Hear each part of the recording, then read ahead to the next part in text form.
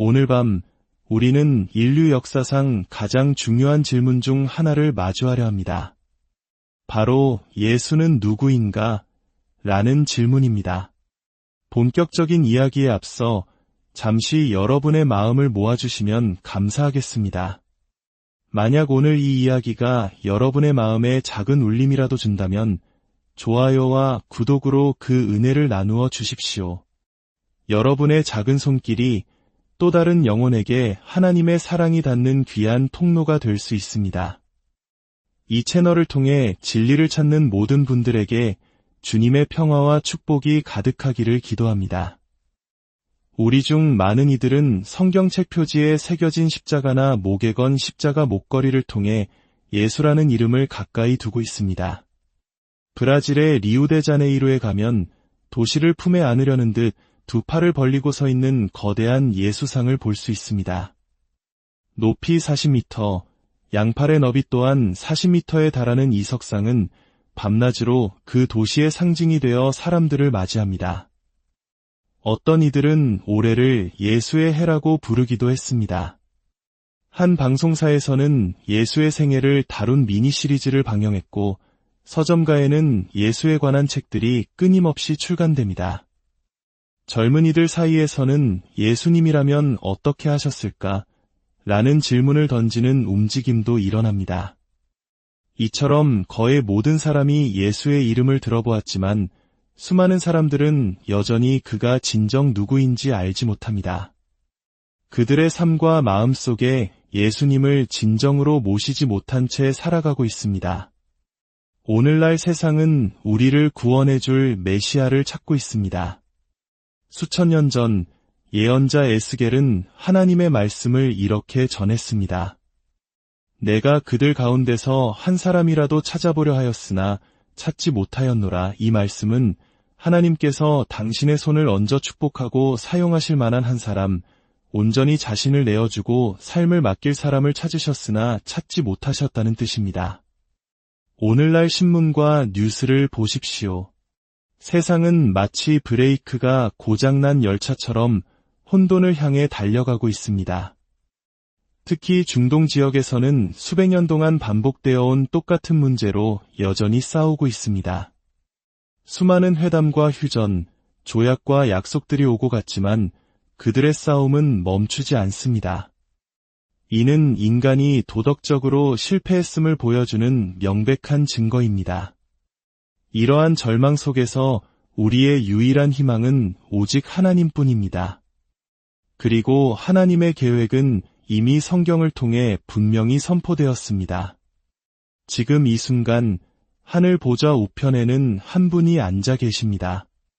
그는 처음 이 땅에 오셨을 때 사람들로부터 멸시받고 외면당하고 거부당하셨으며 오늘날에도 여전히 대다수의 인류에게 거부당하고 무시당하고 계신 분입니다. 바로 예수 그리스도이십니다.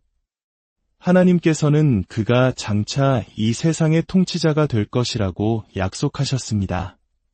그가 모든 권세와 권위와 능력을 파괴하고 모든 무릎이 그 앞에 꿇고 모든 혀가 그의 이름을 고백하게 될 날이 올 것입니다. 우리가 매일 사용하는 달력조차 예수님의 탄생을 기준으로 하고 있습니다. 우리는 그에게서 벗어날 수 없습니다. 우리 세대는 결코 예수님을 피할 수 없습니다. 지난 수세기 동안 수많은 연극, 책, 오페라, 영화가 예수님을 주제로 만들어졌습니다.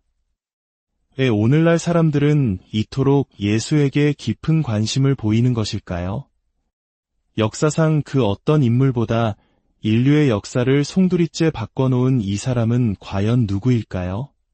그는 고작 33년의 짧은 생을 살았고 그의 가장 긴 여정은 160km도 채 되지 않았습니다.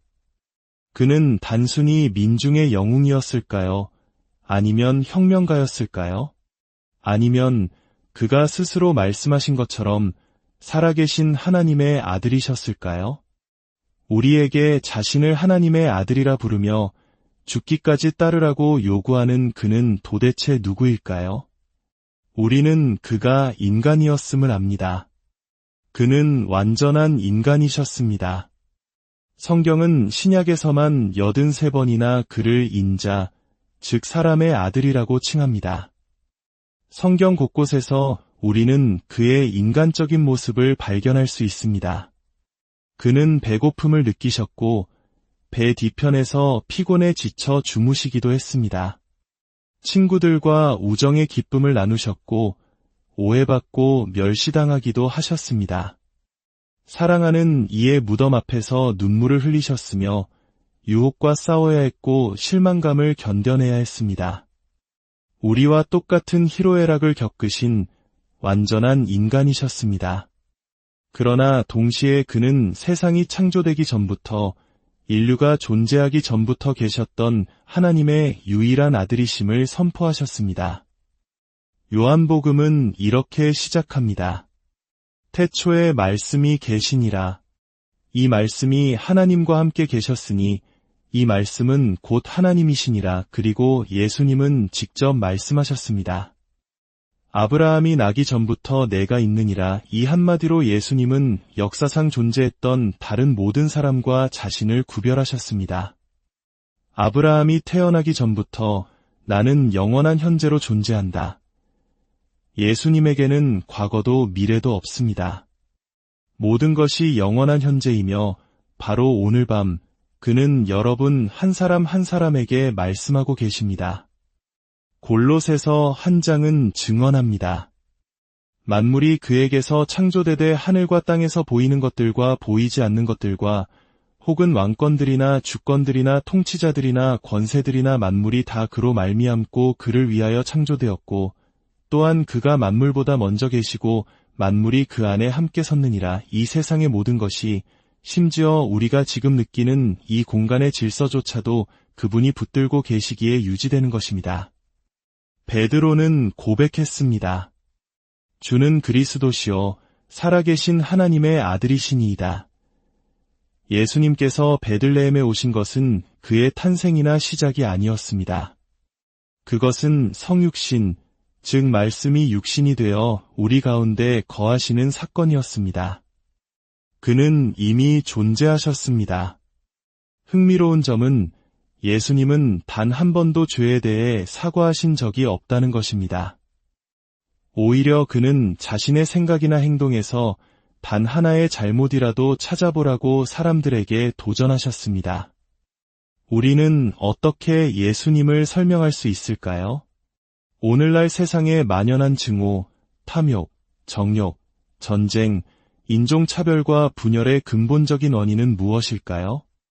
예레미야 선지자는 그 답을 이렇게 말했습니다.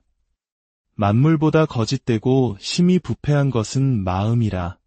누가 능히 이를 알리어 다윗 왕 또한 내 어머니가 죄 중에서 나를 잉태하였나이다. 내가 죄악 중에서 출생하였으며 라고 고백했습니다. 인간의 마음 깊은 곳에서부터 악한 생각, 살인, 간음, 도둑질, 거짓 증언, 비방이 나옵니다.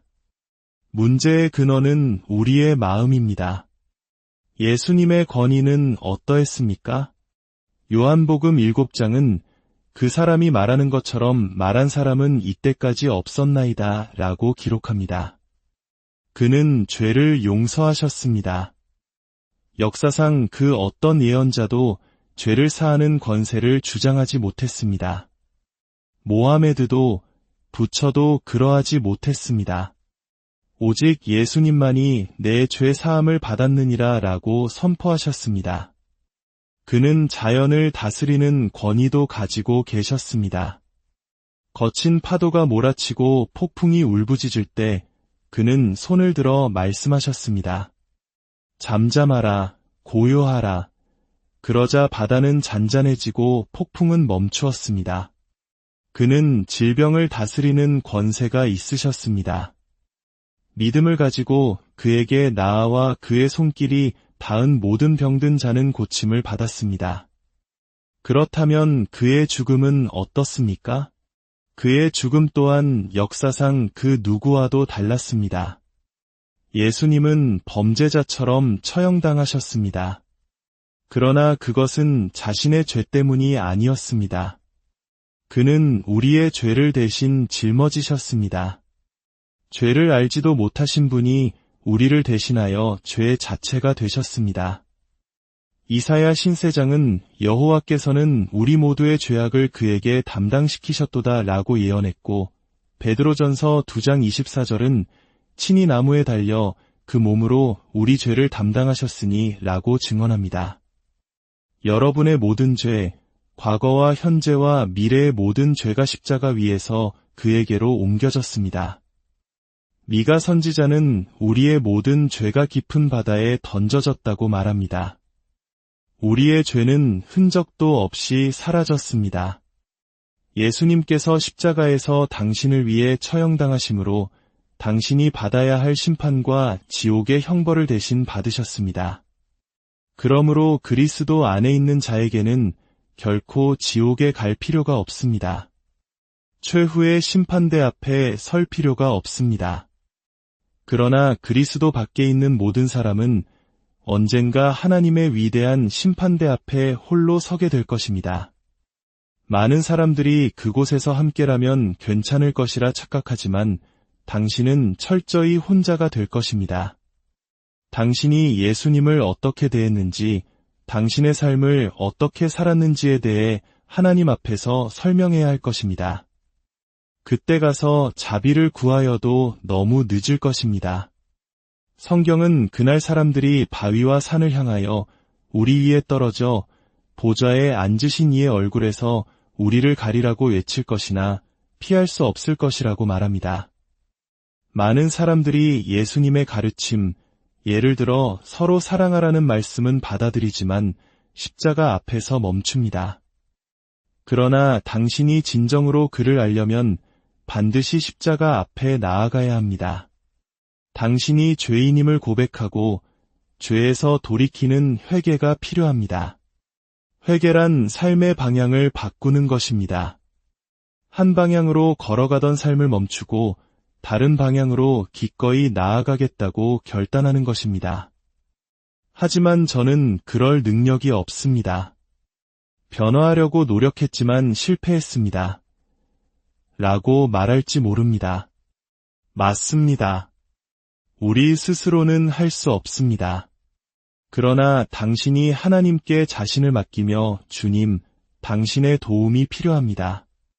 회개할 수 있도록 도와주시고 믿음을 가질 수 있도록 도와주십시오라고 기도할 때 하나님께서 당신을 도우실 것입니다.